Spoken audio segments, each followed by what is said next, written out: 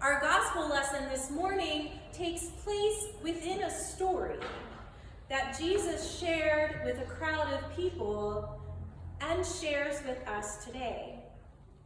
Now, Jesus was a master storyteller. He understood the power of a story, how a story has the ability to change people's hearts in a way that hard facts cannot.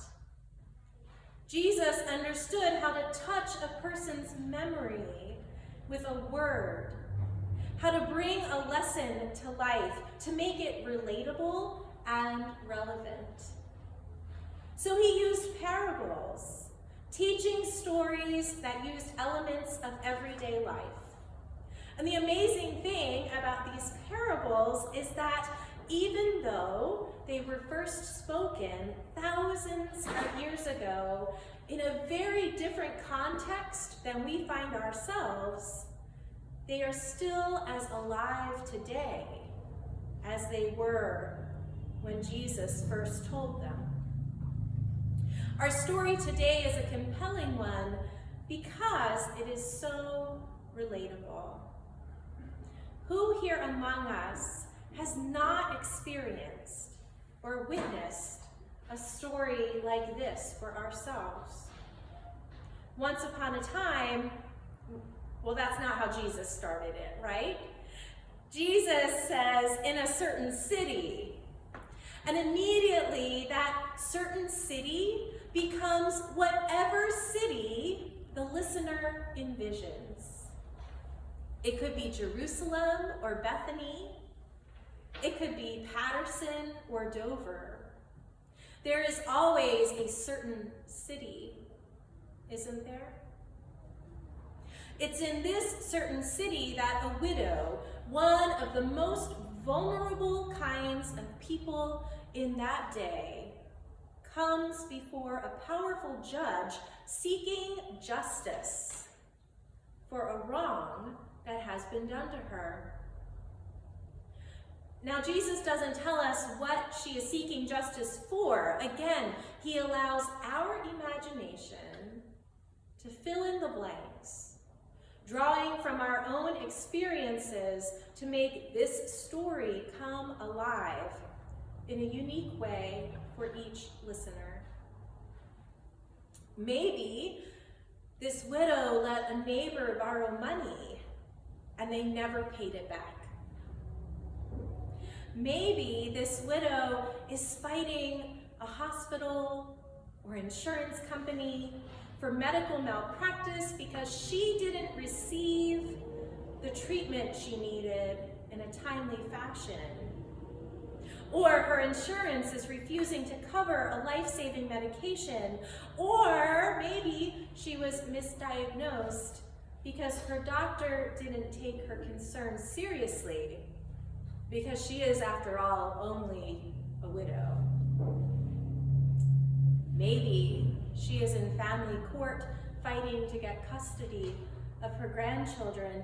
Maybe her opponent is a slumlord who charges high rent for an apartment that is falling down around her. Maybe you can fill in the blanks. Now, unfortunately for this widow, the judge is not at all concerned with her dilemma. He is all too eager to postpone her date in court or to push her to drop charges. He's probably more concerned with advancing his political career than living into the oath that he swore before God and country. But thankfully, our widow is a spunky lady who does not take no for an answer. She keeps coming back. She refuses to let the judge forget about her or the justice that she seeks. She sits in the courtroom, stands outside the elevator, and appeals again and again until finally he sees that justice is done. He does this for all the wrong reasons. Of course, he does it just so she will leave him alone. But that doesn't really matter. because this story is not about the judge. This story is about the woman who is unrelenting, who never gives up, who is persistent in seeing that justice is done. Now, Jesus tells us that this parable is about praying always. That if we are like the widow, that if we are the squeaky wheel, then eventually the thing we seek will come to pass. But this parable is about more than that, I think. It is not just about persistence in prayer, but persistence in all things. It is also about the power that we mortals have to transform another person's life, to help write the next chapter of their story. In a certain city, there was a young college student who, from the outside, looked like she had everything. She had an apartment off campus, a car of her own, she had a laptop. Never mind, she had 3 jobs. What people didn't know was that after paying rent and gas, she was broke. People didn't know it cost her more in gas to get to one job than she actually earned, which is why she had the second job. And they didn't know that she kept her job at the sandwich shop purely because of the discount she got on food, or because she could save the heels of bread and take them home for later. From the outside, it looked like she had it all, but she rarely knew from day to day where her next meal would come from, except on Sunday evenings, when local churches would bring vats of soup to the evening worship service. And it was there that she was fed not only in spirit, but also in body. College students are largely invisible when we think of people living in poverty. And yet, a study done recently discovered that between 36 and 41%, 36 and 41% of college students are food insecure, meaning they do not get enough to eat because they cannot afford food or do not have access to food. And yet, she persisted. In a certain city, there was a pastor who was approached by a young boy one January day. And the boy was hungry and cold. And when the pastor asked where he lived, the boy extended an invitation, "Come and see." The pastor followed the boy to a bridge and discovered not one, not two, but an entire population of homeless people seeking shelter from the cold.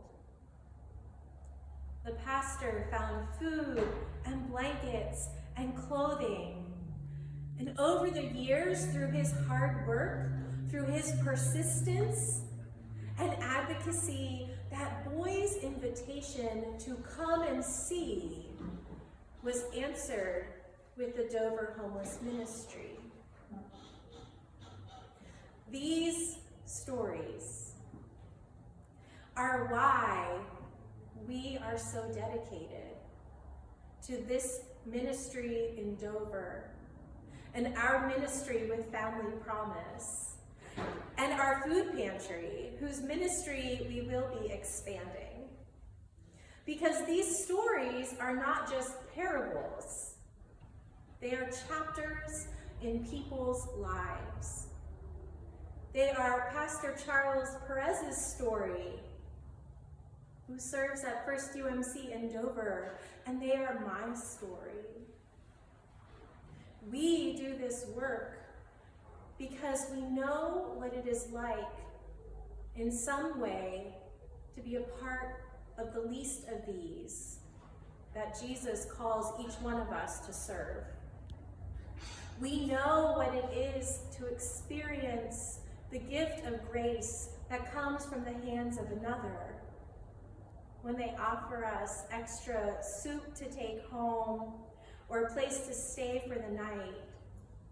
Gifts that are offered not from pity, but because the one offering them has been called by Christ to feed the hungry, clothe the naked, and shelter the homeless.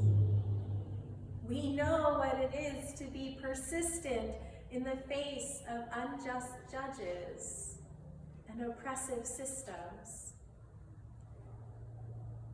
and how not only to survive, but to thrive, and then help others to do the same. In a certain city, there is a person seeking something. Maybe it is food, maybe it is shelter, maybe it is justice. And we may be that person. Or we may be someone on the sidelines witnessing what is happening. And while it is not our job to judge, we may find ourselves in the position of the judge in the parable who has the opportunity to see that justice is awarded. We may, like the judge, have the opportunity to influence the next chapter of someone's story. And it is our job.